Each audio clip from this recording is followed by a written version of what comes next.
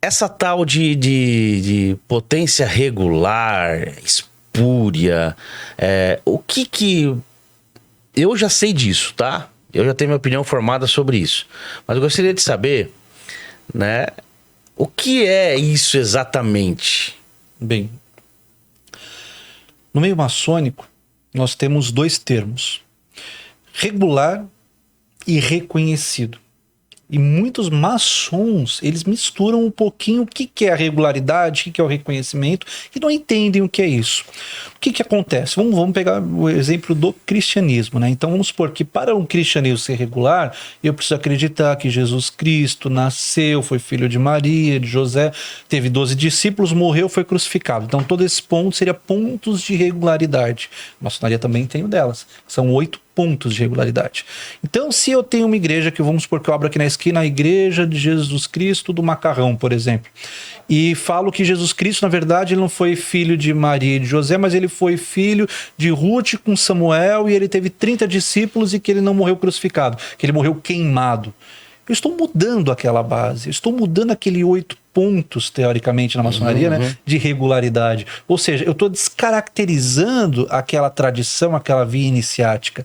Então, quando eu falo em regularidade, a maçonaria hoje no mundo, né, tanto a tradicional, que são as 3 grandes que nós vamos falar, como a maçonaria liberal, que nós nos encaixamos, ela trabalha os 8 pontos de regularidades para se caracterizar a maçonaria.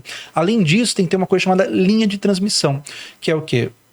O conhecimento ser transferido de mestre a discípulo, de ter o reconhecimento, que é o outro ponto, né? Ou seja, de potências que conseguem te transmitir aquele conhecimento que veio da ancestralidade. Então, a regularidade seria isso. Então, você se reconhecer. Perdão, se você se estar regular de acordo com os pontos principais de uma determinada doutrina. Isso. Já o reconhecimento vem do quê? De eu reconhecer que você é ou não é. Então, quando eu falo de reconhecimento maçônico, isso tem muito a ver com a política maçônica. Mas a regularidade tem a ver com a tua essência. Então, pode acontecer, como aconteceu muitas vezes no Brasil, desde a década de 70, cisões onde durante um certo tempo não há o reconhecimento e depois politicamente se assina um tratado de amizade, reconhecimento e se reconhece como maçons.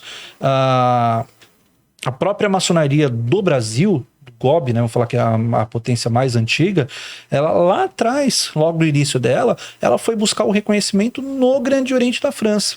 E posteriormente ela buscou o reconhecimento com a Grande Loja da Inglaterra, com as grandes lojas americanas, e obteve o reconhecimento no qual o status quo dela hoje.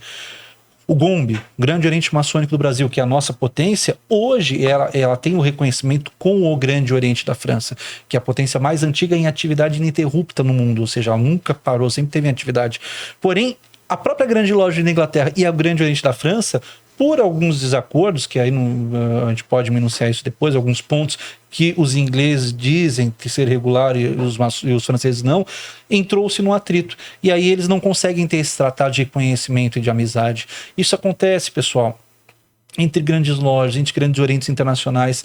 Então essa política maçônica, eu estou expondo aqui, me corrijam se eu estiver errado em alguns fatos, alguns pontos. Então isso é um objeto de discussão, né, que eu acredito que daqui a 100 anos, se nós voltarmos aqui, nós vamos ainda estar discutindo sobre essa questão de regularidade de conhecimento, mas o que importa mesmo na maçonaria é se a ordem, a loja, a potência que você está, ela tem esses 8 pontos de regularidade. Ela tem? Ok.